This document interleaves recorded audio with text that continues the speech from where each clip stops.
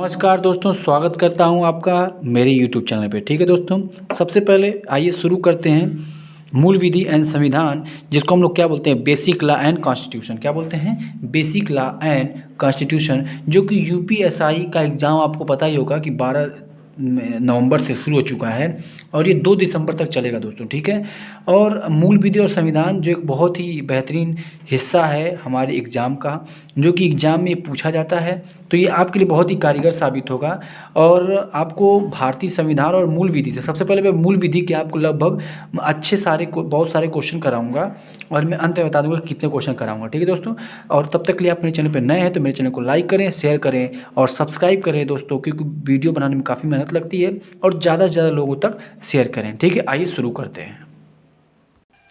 ठीक है दोस्तों, आइए देखिए शुरू करते हैं महत्वपूर्ण प्रश्नोत्तरी। ठीक है दोस्तों, पहला देखिए क्या गया, अपराध की परिभाषा दी गई है, तो अपराध की परिभाषा सीआरपीसी में दी गई। ठीक है दोस्तों, अपराध की परिभाषा किस में दी गई है, सीआरपीसी में दी गई है, जो ऑप्शन क्या है, दंड प्रक्रिया संहिता में 1973 में दी गई है। किस में दी गई है, 1973 की धारा में 2N में दी गई है। ठीक है, ऑप्शन नंबर सी हमारा सही हो जाएगा। ठीक है, आइए दूसरा क्वेश्चन देखते हैं। भारतीय दंड संहिता प्रवृत्त हुई, भारतीय दंड संहिता। ठीक है, देखिए एक दंड प्रक्रिया संहिता होती है और भारतीय दंड संहिता होती है। ठीक है, ये कब प्रवृत्त हुई, 1 जनवरी 1862 में हुई थी, 1862 में हुई थी। ठीक है दोस्तों, पहला ऑप्शन हमारा सही हो जाएगा।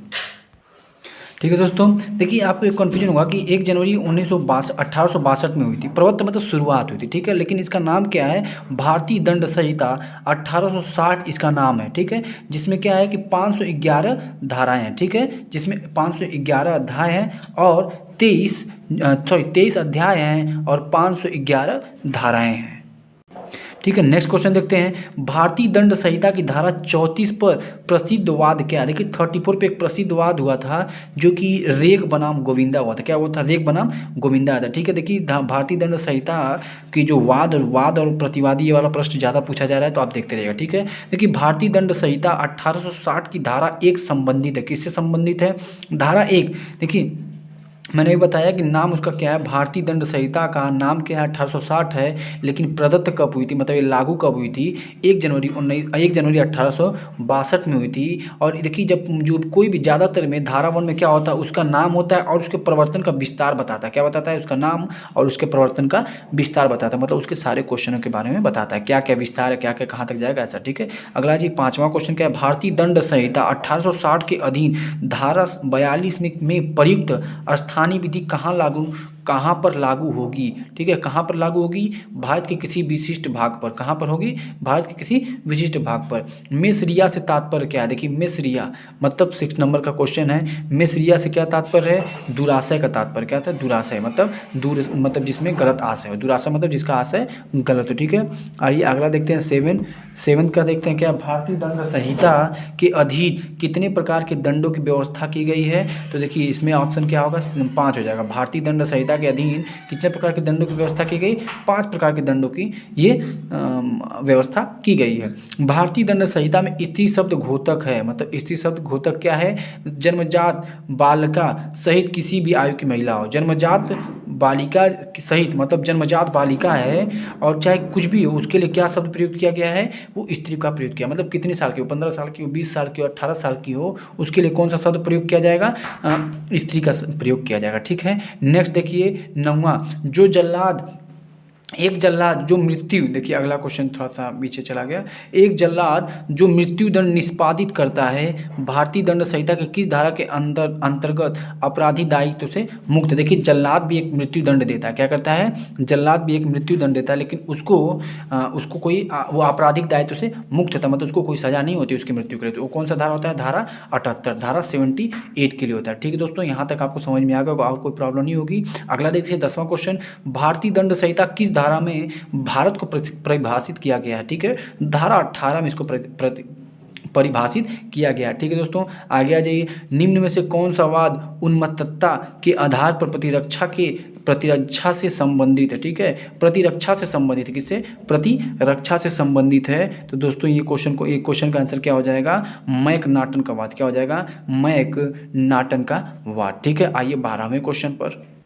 अगला क्वेश्चन क्या है 12, सामान आशय से संबंधी प्रावधान आईपीसी। देखिए एक आईपीसी होता है जिसको हम लोग भारतीय दंड संहिता बोलते हैं, और एक होता है सीआरपीसी। ठीक है, सीआरपीसी में एक दंड प्रक्रिया है, और अब ये आईपीसी क्या है, इंडियन पैनल कोड जिसको बोलते हैं, इंडियन पैनल कोड। ठीक है, तो आइए देखते हैं किस धारा से दिए गए हैं, सामान आशय से संबंधित किस धारा में दिए गए हैं। धारा जो है दिए हुए 34 में दिया है, धारा 34 में दिया है। राष्ट्रीय अखंडता पर प्रतिकूल प्रभाव डालने वाली लांछन प्राख्यान पर उपबंध क्या प्राख्यान का उपबंध जो है भारतीय दंड संहिता की निम्नलिखित किस धारा में किया गया है। ये धारा में किस धारा में किया गया, ये किया गया 153 ख में किया गया। किस में किया, 153 ख में किया गया है। निम्नलिखित कार्यों में से किसके द्वारा दुष्प्रेषण का अपराध किया जा सकता है। दुष्प्रेषण किसके द्वारा किया जा सकता है, मतलब ये किसके अंतर्गत आता है, तो आप देख सकते हैं किसके अंतर्गत आता है, षड्यंत्र के द्वारा आ सकता है। ठीक है, षड्यंत्र के द्वारा इसकी धारा बनती है। ठीक है, 14 हो गया। 15 पे आ जाइए। निम्नलिखित किस भारतीय दंड संहिता कौन सी धारा दंगा को परिभाषित करती है। किसको, दंगा को परिभाषित कौन करती है, 159 की धारा किसको परिभाषित करती है, दंगा को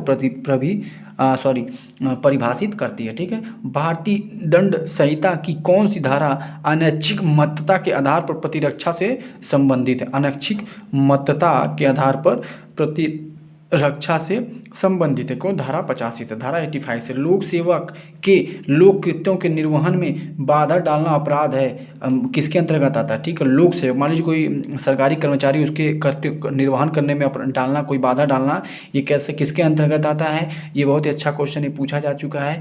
ये किसके अंतर्गत है, 186 भारतीय दंड संहिता के अंतर्गत आता है। ठीक है, भारतीय दंड संहिता किस प्रावधान से आपराधी षड्यंत्र के लिए दंड दिया गया। ठीक है, मतलब जो उसको जो दिया जाता है आपराधिक षड्यंत्र के लिए जो दंड दिया जाता है वो भारतीय दंड संहिता में किस प्रावधान के लिए दंड दिया जाता है, क्या उसका धारा क्या है, तो 18 का हो जाएगा धारा 120 धारा 120 यह आपराधिक षड्यंत्र के लिए होता है। किसके लिए होता है, आपराधिक षड्यंत्र के लिए होता है। देखिए, मिथ्या साक्ष्य देना मतलब गलत साक्ष्य देना का अपराध परिभाषित है भारतीय दंड संहिता की किस, मतलब 29 का जो कि कौन सा हो जाएगा, धारा 191 में। मतलब कोई अगर गलत साक्ष्य देता है, गलत सबूत देता है, तो उसके लिए धारा 191 में है। नीतीश ने अपने एक प्रकाशित लेख में उत्तर प्रदेश सरकार के विरुद्ध नफरत एवं मानहानि को फैलाया है, उसे निम्न अपराध के लिए दंडित किया जाना है। किसके लिए दंडित करना चाहिए, दुष्प्रेषण। मुझे किसके लिए करना चाहिए इसको, दुष्प्रेषण के लिए। नहीं, दुष्प्रेषण नहीं होगा, राजद्रोह का मुकदमा लगाया। किसके लिए, राजद्रोह का। ठीक है, बलात्संग को पीड़ित को परिचय प्रकटन भारतीय दंड संहिता किस धारा में है, बलात्संग। ध्यान दीजिएगा, बलात्संग किसके अंतर्गत आता है, बलात्संग आता है धारा 228 बी के 228 क के अंतर्गत आता है। ठीक है, बलात्संग की पीड़िता का परिचय प्रकटन भारतीय दंड संहिता के किस धारा के अंतर्गत आता है, ये आता है धारा 228 क के। विधि विरुद्ध जमाव, विधि मतलब होता है कानून, विधि विरुद्ध जमाव के लिए कम से कम व्यक्ति आवश्यक होते हैं। ठीक है, 22 नंबर का क्वेश्चन क्या है, सी हो जाएगा। कौन से, कम से कम 5 होने चाहिए। ठीक है, देखिए 5 लोग से होने चाहिए। ठीक है, अगला क्वेश्चन देखिए, निम्नलिखित में किस वाद में आपराधिक मानव वध और हत्या में अंतर स्पष्ट किया गया। ठीक है, आपराधिक मानव और मानव, जैसे मानव वध किया जा रहा है या हत्या किया जाए, उसमें अंतर क्या है, ये किस में किया गया है, ये किया गया है रेग बनाम गोविंदा में। रेग बनाम गोविंदा किया गया, किसमें रेग बनाम गोविंदा में इसको किया गया। रेग बनाम गोविंदा में भी 34 का वाद है, प्रसिद्ध वाद है। ठीक है, ये 34 का वाद है, रेग बनाम गोविंदा। ठीक है दोस्तों, नेक्स्ट क्वेश्चन पे आ जाते हैं। बलवा के दोषी व्यक्ति को कितने वर्ष के लिए कारावास से दंडित किया जा सकता है। बलवा के दोषी को कितने, 2 वर्ष के लिए किया जा सकता है। सामान्य उद्देश्य को अग्रसर करने के लिए कम से कम कितने व्यक्ति होने चाहिए। सामान्य उद्देश्य को अग्रसर करने के लिए कम से कम कितने व्यक्ति होने चाहिए, कम से कम होने चाहिए 5 व्यक्ति होने चाहिए। डकैती का अपराध करने के लिए निम्न से क्या आवश्यक है, डकैती के अपराध करने के लिए चोरी या उद्यापन। ठीक है, आगे आ जाइए। के.एम. नानावती बनाम स्टेट ऑफ महाराष्ट्र एक प्रमुख वाद है। के.एम.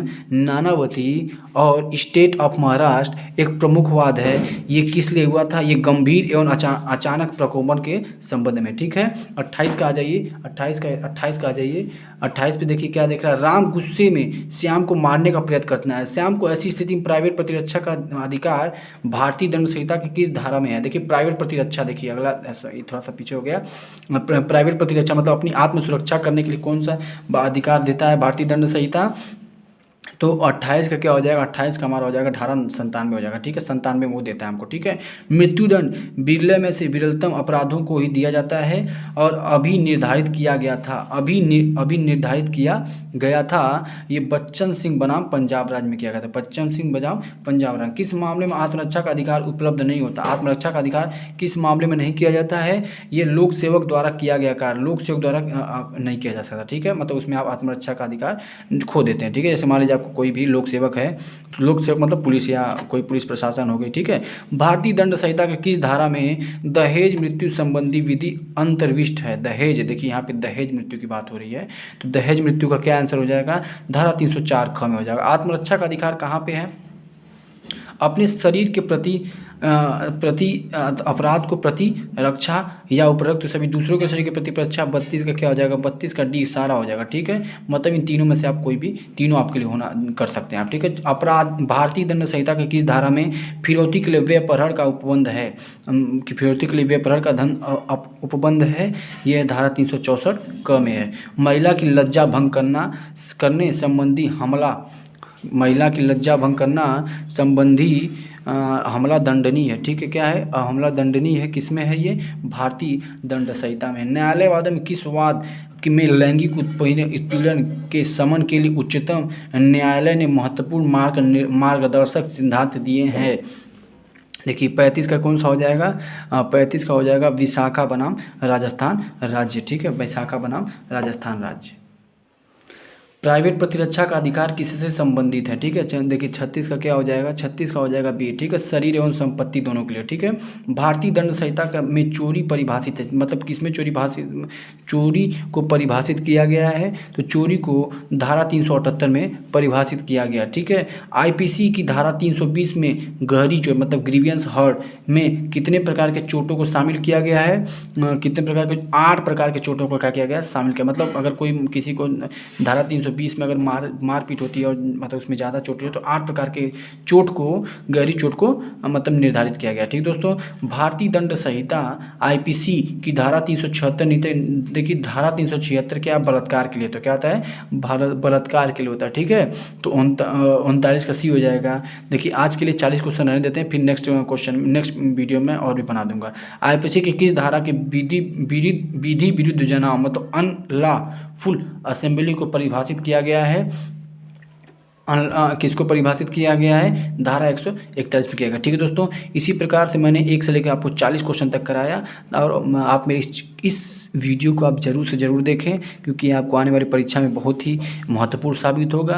और भी मतलब ये यूपीएससी में सबसे ज़्यादा आपको इम्पॉर्टेंट मतलब महत्वपूर्ण साबित होगा, और आपको यहाँ से क्वेश्चन मिलेंगे ही। 1 से लेकर 40 तक मैं आपको वीडियो क्वेश्चन बता चुका हूँ, और आने वाले वीडियो में भी और मैं क्वेश्चन बताऊँगा। तब तक के लिए आप मेरे चैनल पर बने रहें, मेरे चैनल को लाइक करें, शेयर करें, सब्सक्राइब करें। बहुत बहुत धन्यवाद।